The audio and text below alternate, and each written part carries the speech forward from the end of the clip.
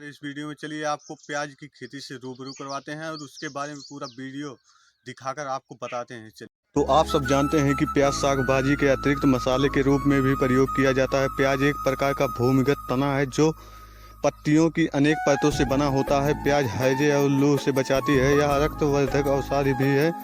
प्याज का तीखापन एलाइल प्रोपाइल डाई सल्फाइड नामक पदार्थ के कारण होता है।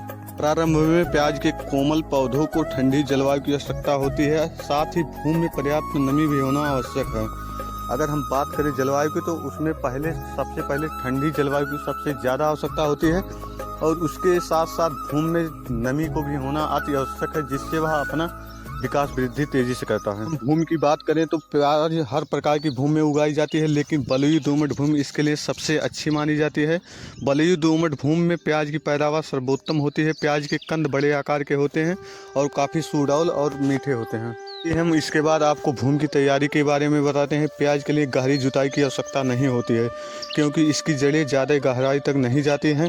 प्रत्येक जुताई के बाद पाटा अवश्य लगा देना चाहिए। खेत की तैयारी करते समय उसमें गोबर की सड़ी हुई खाद अवश्य डालना चाहिए, जिससे कंद बढ़िया होते हैं और इनको देसी खाद मिलती रहती है। और इसकी तमाम प्रकार की प्रजातियां भी पाई जाती हैं, जैसे Pusa red, Nasik red, BL, ऐसे तमाम प्रकार की प्रजातियां पाई जाती हैं जो काफ़ी अच्छा उपज एवं पैदावार होती है। अब हम बात करेंगे प्याज की बीज और बुआई के बारे में। प्याज की बुआई अक्टूबर के अंत से नवंबर के मध्य माह तक बोना चाहिए।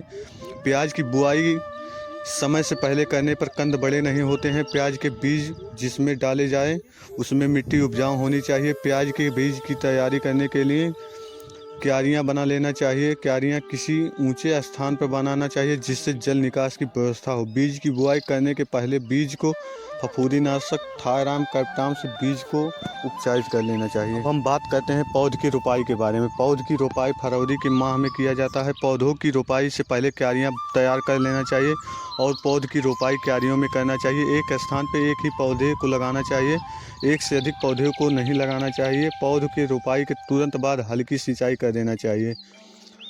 पौध की रोपाई 5 से 7 सेंटीमीटर की दूरी पर करना चाहिए, जिससे कि कंद बड़े हो और काफ़ी अच्छे हों और निराई गुड़ाई करने में आसानी हो। में खाद एवं उर्वरक रोपाई के 3 या 4 सप्ताह पहले ही खेत में सड़ी हुई गोबर की खाद डालकर जुताई कर देना चाहिए, जिससे मिट्टी में अच्छी प्रकार से मिल जाए। खेत की तैयारी करने के बाद आखिरी जुताई के समय नाइट्रोजन एवं फास्फोरस की मात्रा को भी देना चाहिए और पोटास को भी दे देना चाहिए, जिससे कंद सुडौल एवं बड़े आकार के हों। की अच्छी उपज प्राप्त करने के लिए सिंचाई की सबसे ज़्यादा आवश्यकता पड़ती है। भूमि में पर्याप्त नमी बनाए रखना आवश्यक है। जाड़े के दिनों में 12 से 15 दिन पर एवं गर्मी के दिनों में 7 से 8 दिन पर सिंचाई करते रहना चाहिए। सिंचाई पूरे खेत में एक समान और हल्की सिंचाई करना चाहिए। ज़्यादा सिंचाई करने पर उपज में कमी आ जाती है और प्याज का छिलका फट जाता है। प्याज के खेत में कभी भी आवश्यकता से अधिक पानी नहीं भरना चाहिए, अन्यथा कंद फट जाते हैं और सड़ जाते हैं। अधिक पानी खेत से निकाल लेना चाहिए। इसके साथ जय हिंद दोस्तों, फिर मिलते हैं अगले वीडियो में और पूरा साफ विस्तार से वर्णन बताएंगे।